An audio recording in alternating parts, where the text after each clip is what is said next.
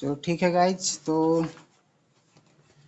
देखिए, पिछले क्लास में हम लोग ने बात किया था कि किस तरह से, पिछले क्लास में हम आपको बताए थे कि डेवलपमेंट होता क्या है। डेवलपमेंट होता क्या है, क्या होता है डेवलपमेंट, किसको कहेंगे डेवलपमेंट। तो हम बताए थे कि देखिए, हर इंसान के लिए, हर व्यक्ति के लिए, समाज में जितने भी ग्रुप हैं, जितने भी समुदाय हैं, इन सब के लिए डेवलपमेंट का अलग अलग डिफिनेशन हो सकता है। सबका अपना अपना जो है सोच होता है, सबका अपना अपना एम होता है। कोई चाहता है कि हम घर बना लें तो डेवलप्ड हो जाएंगे, कोई कहेगा गाड़ी ले लेंगे तो हम विकसित हो जाएंगे। लेकिन हम बताए थे आपको डेवलपमेंट के कुछ खास विशेषताएं, खास परिभाषा बताए थे। और आपको हमने ये भी बताया था कि देखिए, डेवलपमेंट जो होता है, डेवलपमेंट को दो तरह से बांटा जाता है। एक होता है इकोनॉमिकल ग्रोथ, इकोनॉमिकल ग्रोथ, और दूसरा होता है इकोनॉमिकल डेवलपमेंट। ग्रोथ के बारे में हम आपको बताए थे कि आज आप क्या करिए, आपका पर डे का कमाई बढ़ जाए, आप जो कमा रहे हैं उसका इनकम आप बढ़ा दीजिए, तो आपका क्या हो जाएगा, इकोनॉमिकल ग्रोथ होगा, आप ग्रोथ करेंगे। इकोनॉमिकल आप ग्रोथ करिएगा, ना कि इकोनॉमिकल डेवलपमेंट। मान लीजिए कि अगर आपके पास 100 लेबर काम कर रहा था, अब आप 500 लेबर लाए हैं, तो आपका क्या होगा, इनकम बढ़ जाएगा। दिस इज इकोनॉमिकल ग्रोथ, ये आपका इकोनॉमिकल ग्रोथ हुआ। और हम बताए थे बच्चे कि देखिए, इकोनॉमिकल ग्रोथ होने के लिए अगर जीडीपी में इंक्रीजमेंट आ जाता है, जीडीपी में, एनएनपी में इंक्रीजमेंट आ जाता है, प्रति व्यक्ति आय में इंक्रीजमेंट आता है, तो हम लोग कहते हैं कि हम लोग इकोनॉमिकल ग्रोथ किए हैं। पर इकोनॉमिकल डेवलपमेंट होने के लिए मैं बताया था कि सामाजिक स्थिति, आर्थिक स्थिति है ना, और जो है शिक्षा का स्थिति, स्वास्थ्य का स्थिति को ध्यान में रखना पड़ेगा, है ना। मैंने आपको बताए थे कि देखिए, आर्थिक स्थिति सही होना चाहिए, राजनीतिक स्थिति अच्छा होना चाहिए, पॉलिटिकल सिस्टम, सामाजिक संस्थाएं अच्छा होना चाहिए जैसे, और साथ ही साथ में आपका जो स्वास्थ्य का जो स्तर है वो से सही होना चाहिए।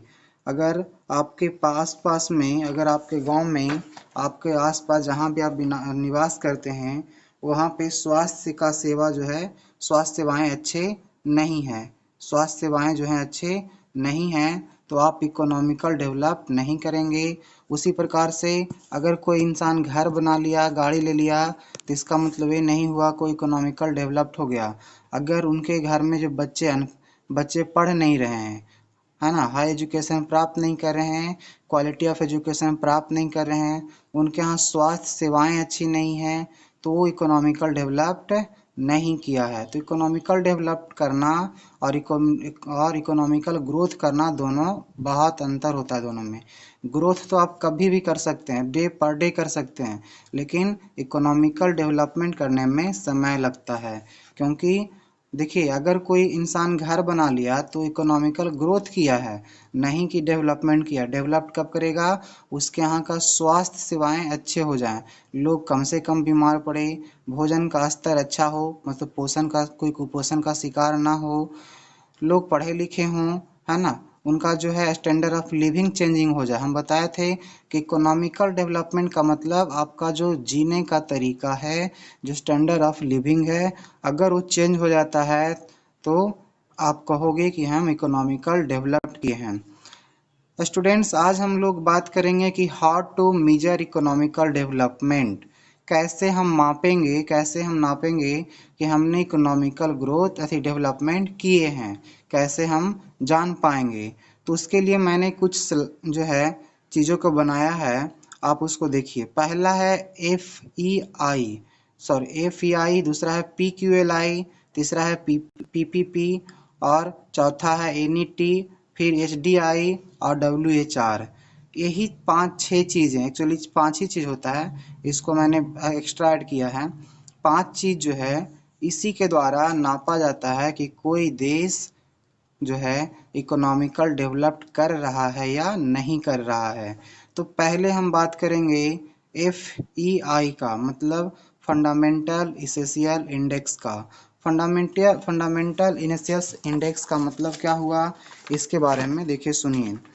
नाम से पता चल रहा है फंडामेंटल इसेंशियल इंडेक्स मतलब आधारभूत चीज जो जीवन के बहुत जरूरी हैं, इसेंशियल आवश्यक, बहुत जरूरी चीज, आधारभूत आवश्यकता प्रत्यागम, हिंदी में इसको बोलते हैं आधारभूत आवश्यकता प्रत्यागम। मतलब वो चीजें जो आपको जरूरी से जरूरी हो, जो चीज आपको जरूरी से जरूरी, जैसे आपको जरूरी से जरूरी क्या है, आपके पास घर होना बहुत जरूरी है, एजुकेशन होना जरूरी है ना, रोटी कपड़ा मकान, अगर ये सब है जो अगर आप जरूरी चीज़ों को पूरा कर सकते हैं, जो जिसके बिना जीवन संभव नहीं है या आपका जीवन जो है सही नहीं चलेगा, that is fundamental initials index. Fundamental चीज़ है ना, कहते हैं दिस इज फंडामेंटल। घर होना फंडामेंटल है, कपड़े होना फंडामेंटल है, रोटी होना फंडामेंटल है। तो अगर फंडामेंटल पहला है एफ ई आई ही है फंडामेंटल इसेंशियल इंडेक्स। अगर कोई देश अगर कोई व्यक्ति फंडामेंटल चीज़ों को पूरा करता है तो कहेंगे कि वह इकोनॉमिकल डेवलप्ड कर चुका है, इकोनॉमिकल डेवलप्ड कर चुका है। बच्चे याद रखिएगा, ये जितने जो मैंने इंडेक्स बनाए हैं, जितने भी मैंने आपको दिखा रहे हैं, ये जो आपको मेजरमेंट का तरीका ये चेंज होते रहा। शुरू में मापने का ही तरीका था, शुरू का तरीका। आज जो मापा जाता है कि कोई देश डेवलप्ड किया या नहीं, तो वह ये दोनों चीज़ों से, ह्यूमन डेवलपमेंट इंडेक्स HDI, दूसरा वर्ल्ड हैप्पीनेस रिपोर्ट, है ना। यही दोनों जो है देश है, इसी दोनों पे जो है किसी का डेवलपमेंट मापा जाता है। तो पहले पहले जो मेजरमेंट होता था, शुरुआती का जो मेजरमेंट था वह होता था फंडामेंटल इसेंशियल इंडेक्स के आधार पर। अगर कोई देश अपने नागरिक को जो है आधारभूत चीज़ों की पूर्ति करता है, जो जीवन के लिए आवश्यक है उसे पूर्ति करता है, तो माना जाता था कि वह इकोनॉमिकल डेवलप्ड कर चुका है। देखिए कि हम किसी एक व्यक्ति की बात नहीं कर रहे हैं, हम एक देश की बात कर रहे हैं, किसी भी देश का हो सकता है। और याद रखिएगा, हम आपको इसमें बहुत डीपली ले के चले जाएंगे। जैसे हम आपको GDP निकालने के लिए सिखाएंगे, GNP निकालने के लिए सिखाएंगे, है ना, NNP निकालने के लिए सिखाएंगे। तो इकोनॉमिक्स है बच्चे, आपको हर चीज़ को समझना पड़ेगा। अगर एक चीज़ भी आप मिस करेंगे तो आपको ये चैलेंज करते हैं कि फिजिक्स के न्यूमेरिकल से कहीं टफ हो जाएगा। फिजिक्स में इसमें भी जैसे आप फिजिक्स में न्यूमेरिकल बनाते हैं, इसमें भी बहुत सारे न्यूमेरिकल आते हैं, निकालने के लिए आता है GDP NNP, पता नहीं चलता है, बहुत सारे आदमी को तो पार होता है ऊपर ऊपर ये क्या होता है। तो आपको ऐसा समस्या ना आए, इसलिए शुरू से ध्यान देते चलिएगा। तो पहला था फंडामेंटल इसेंशियल इंडेक्स। इकोनॉमिक्स को अगर किसी से पूछिए कि SST में सबसे ज़्यादा हार्ड क्या लगेगा, तो कहेगा जो इकोनॉमिक्स बहुत आदमी को तो समझ में नहीं आता है। कारण है ना कि उसको सही तरीका से तोड़ के बताया नहीं जाता, इससे उसको समझ में नहीं आता है। तो आपके साथ ऐसा ना हो, इससे मेरा प्रयास है कि आप ठीक हो जाएं। तो पहला चीज़ था कि किसी देश को डेवलप्ड किया है या नहीं किया है, कैसे नापेंगे, फंडामेंटल इसेंशियल इंडेक्स के द्वारा। जो उस आधारभूत चीज़ें हैं, अगर कोई देश अपने नागरिकों को पूरा करता है तो माना जाता था कि वो डेवलप्ड किया है। और यह जो कंसेप्ट दिया था विश्व बैंक ने, वर्ल्ड बैंक ने दिया था। इस वर्ल्ड बैंक ने क्या सोचा कि कितना देश डेवलप्ड कर रहा है, कितने देश डेवलपिंग है, कितना देश डेवलप्ड हो चुका है। तो उसने मेजरमेंट किया कि अगर इस आंकड़ा पर खरा उतरता है तो डेवलप्ड होगा, अदरवाइज जो डेवलप्ड नहीं होगा। तो यह जो लागू किया था वह वर्ल्ड बैंक ने लागू किया था। नेक्स्ट है student physical quality of life index. Physical quality of life index को हम लोग PQLI कहते हैं। PQLI physical quality of life index देखिए क्या है, जीवन की भौतिक गुणवत्ता निर्देशांक प्रत्यागम कहते हैं, है ना। याद रखिएगा, इसको जो लागू करने वाला था वह लागू किया था मैरेसियस डेविड मैरिस ने। एक जो था इकोनॉमिस्ट का नाम है, एक अर्थशास्त्री थे, मैरिस डेविड मैरिस ने, जो कि ओवरसाइज डेवलपमेंट ऑफ काउंसिल के कहने पर किए थे। एक काउंसिल था जिसका नाम था ओवरसीज डेवलपमेंट काउंसिल। वही काउंसिल कहा कि आप जो है मेजरमेंट करिए कि कितने देश डेवलप्ड है या नहीं है। तो मैरिस डेविड मैरिस ने ओवरसीज डेवलपमेंट ऑफ काउंसिल के कहने पर जो है physical quality of life index का जो है शुरुआत किया। इसमें होता क्या है जो बताते हैं। इसमें सर आपका आवाज सही नहीं आ रहा। आवाज आएगा। इसमें होता क्या है जो समझिए। कहता इस विधि में किसी भी देश के रहन सहन के स्तर यानी आर्थिक विकास की तुलना के लिए के तीन आंकड़ा को देखा जाता है। देखिए इसमें फिजिकल क्वालिटी इंडेक्स में बात समझिएगा। Physical quality of life index में तीन चीज़ों को ध्यान में दिया जाता है। तीन चीज़ों को ध्यान में देखा जाता है। ये तीन चीज़ क्या क्या है सुनिएगा। Physical quality of life index जो है डेविड मैरिस के द्वारा लागू किया गया था ओवरसीज डेवलपमेंट ऑफ काउंसिल के कहने पर। इसमें तीन चीज़ों को नापा जाता है। तीन चीज़ों को जो है इसमें प्राथमिकता दिया गया है। अगर कोई देश तीन चीज़ों पर खरा उतरता है तो कहेंगे कि वो डेवलप्ड है। वो तीन चीज़ क्या क्या है। पहला है बच्चे शिशु मृत्यु दर, इन्फेंट मॉर्टेलिटी रेट, मतलब जो शिशु हैं उनका मृत्यु दर कितना है, कितना शिशु जन्म लेते हैं और जन्म लेने के बाद कितने दिन तक बचते हैं, शिशु मृत्यु दर क्या है। पहला क्या था, इन्फेंट मॉर्टेलिटी रेट, शिशु मृत्यु दर।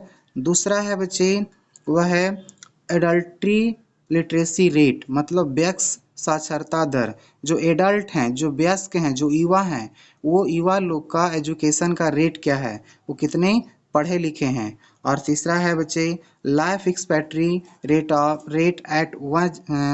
एट वन एज, मतलब एक साल तक कोई बच्चा जन्म लिया तो एक साल तक कितने बच्चे जो हैं जीवित रहते हैं। इसी तीनों के आधार पर किसी देश को कहा जाता था कि वो डेवलप्ड है या नहीं है। फिर से समझिएगा, इसमें तीन बातों को ध्यान दिया गया था physical quality of life index में।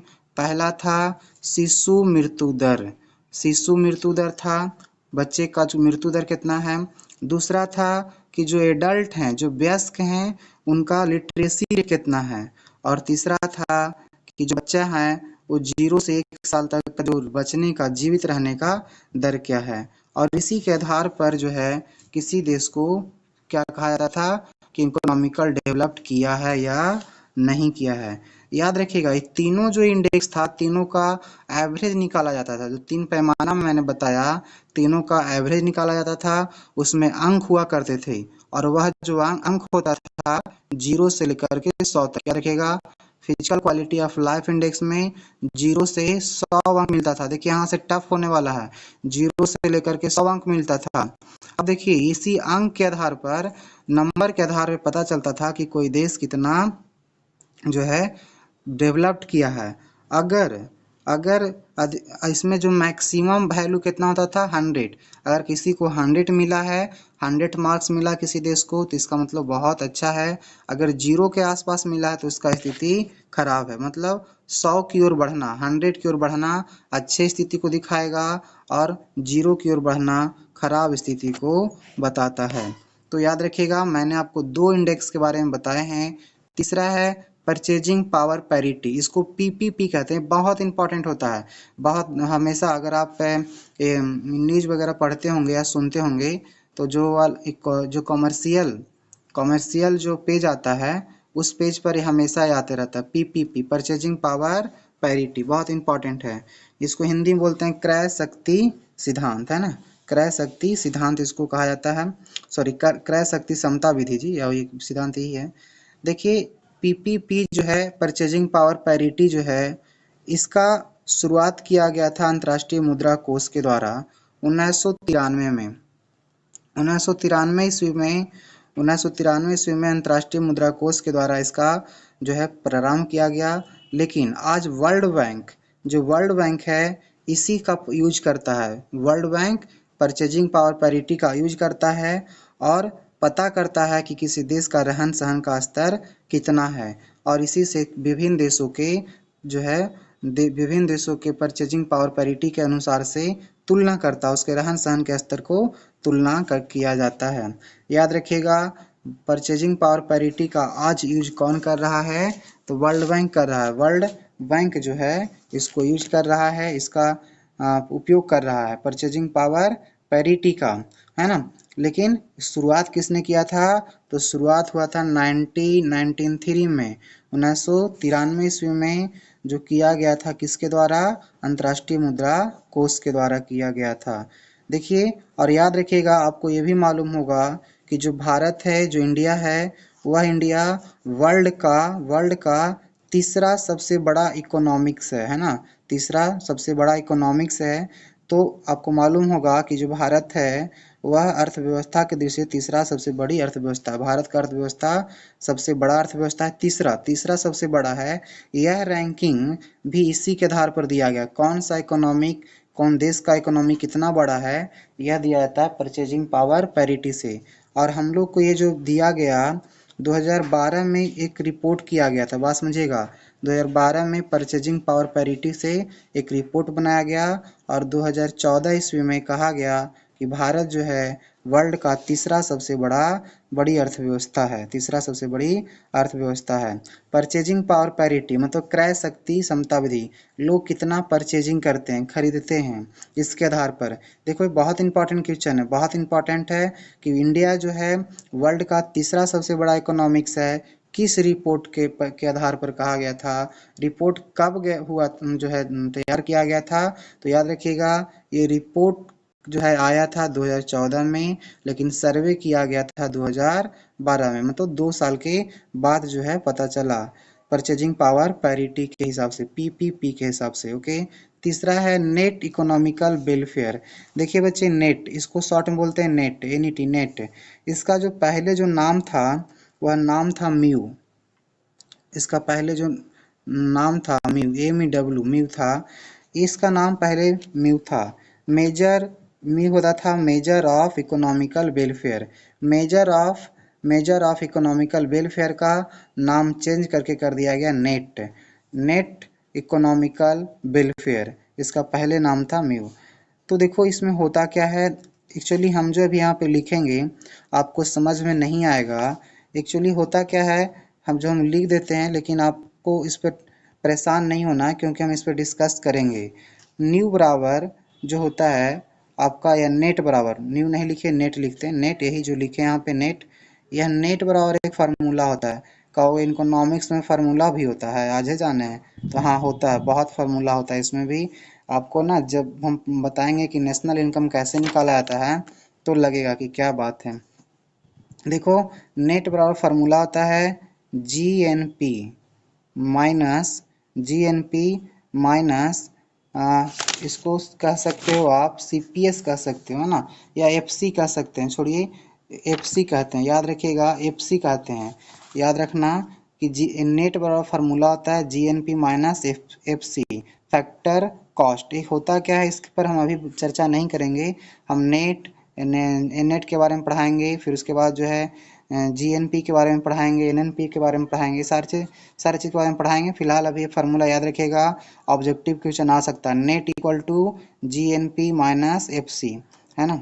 ओके, तो जो नेट था इसका मैंने पहले बताया कि इसका नाम क्या था, पहले इसका जो नाम था वह था म्यू, MEW था, मेजर ऑफ इकोनॉमिकल वेलफेयर था, है ना।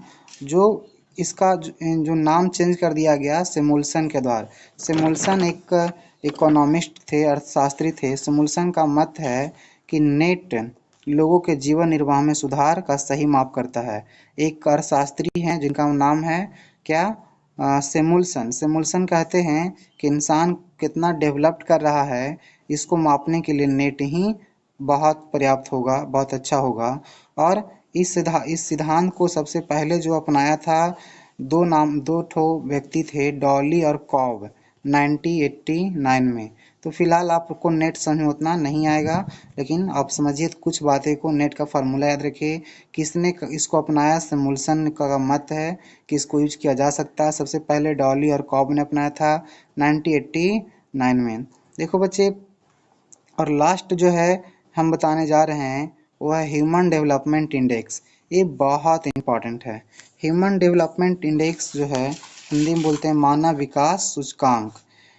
इस सूचकांक का, इस इंडेक्स का जो है प्रतिपादन किया गया था यूएनडीपी के द्वारा, यूनाइटेड नेशन डेवलपमेंट प्रोग्राम के द्वारा है ना, प्रोग्राम में किया गया था। एक अर्थशास्त्री थे महबूब उल हक। महबूब उल हक नामक एक अर्थशास्त्री थे और उनके सहयोगियों ने क्या किया, HDI का निर्माण किया था। कब किया था, 1990 में किया था, 1990 ईस्वी में।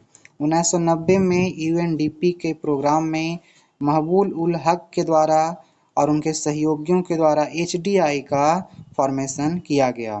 HDI ह्यूमन डेवलपमेंट इंडेक्स का शुरुआत किया गया और इसी से आज जो हम लोग कोई देश कितना डेवलप्ड है, how to measure economical development, तो we apply the human development index. Human development index का यूज आज हम लोग करते हैं। इसमें कुछ बातें को ध्यान में रखा जाता है।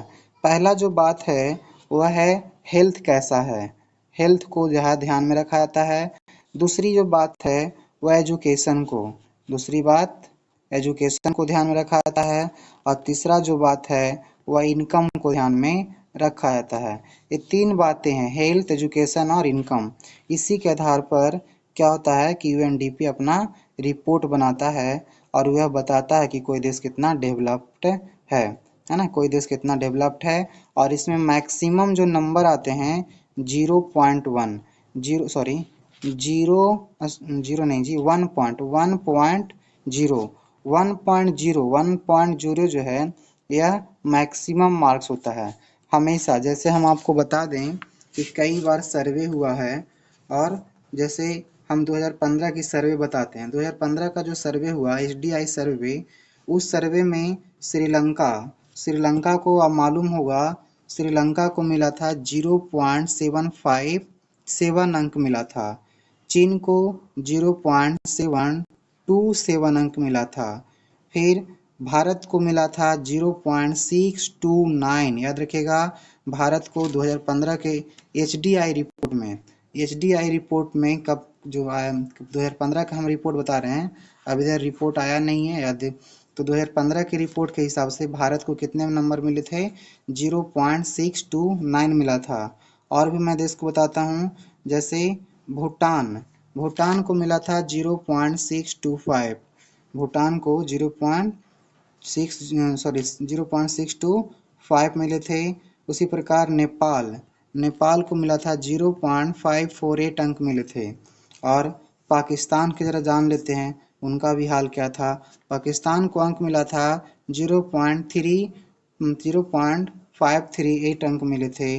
अफगानिस्तान का जो अंक मिला था वह था 0.465। और ये सारे देश जैसे में नेपाल, पाकिस्तान, अफगानिस्तान, ये दोनों निम्न थे, मतलब इनका स्थिति बहुत खराब था।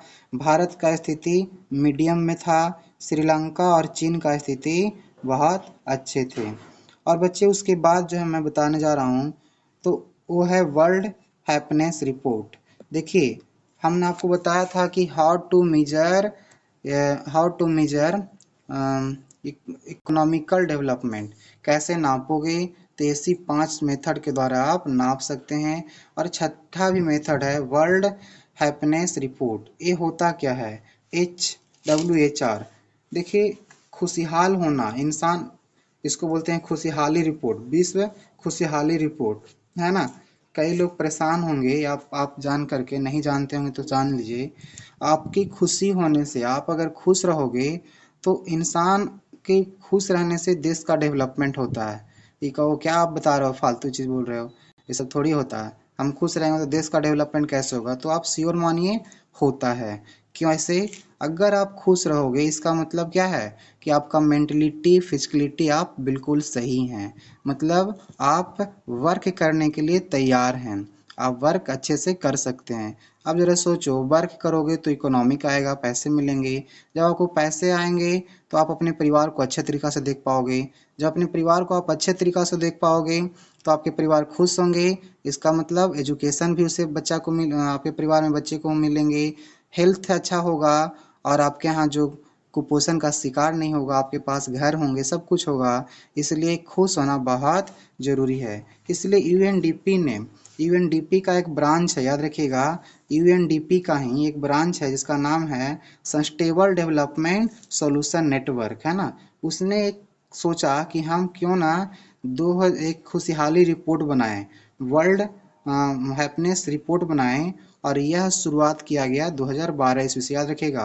वर्ल्ड खुशहाली रिपोर्ट अभी आया है 2019 का आ गया है, उसमें देखिएगा सबसे खुशहाल देश कौन है। शायद जो है नॉर्वे को बनाया गया इस बार सबसे खुशहाल देश जो है नॉर्वे है। भारत का स्थिति बहुत खराब है। वर्ल्ड ऐसे हम भी उसका वीडियो बना के आपको भेज देंगे, लेकिन फिर सुनिएगा। वर्ल्ड हैप्पीनेस रिपोर्ट जो है 2012 से शुरू किया गया यूएनडीपी के एक ब्रांच के द्वारा, सस्टेनेबल डेवलपमेंट सॉल्यूशन नेटवर्क के द्वारा जो है क्या किया गया कि ये रिपोर्ट बनाने का काम शुरू किया गया। और तभी से हमेशा जो है हर साल नया रिपोर्ट बन के आता है। बच्चे इस रिपोर्ट को बनाने में 6 चीज़ों को ध्यान में रखा जाता है। पहला जो चीज़ है वह प्रति व्यक्ति का इनकम, जीडीपी। उसके बाद कैसे रिपोर्ट बनता है जो सुनिए, ऐसा ही नहीं कि खाली लोग खुश हो गए तो रिपोर्ट बना दिया था, ऐसा नहीं है। यह रिपोर्ट कौन बनाता है? सस्टेनेबल डेवलपमेंट सॉल्यूशन नेटवर्क बनाता है। ये कौन है? यूएनडीपी का एक ब्रांच है।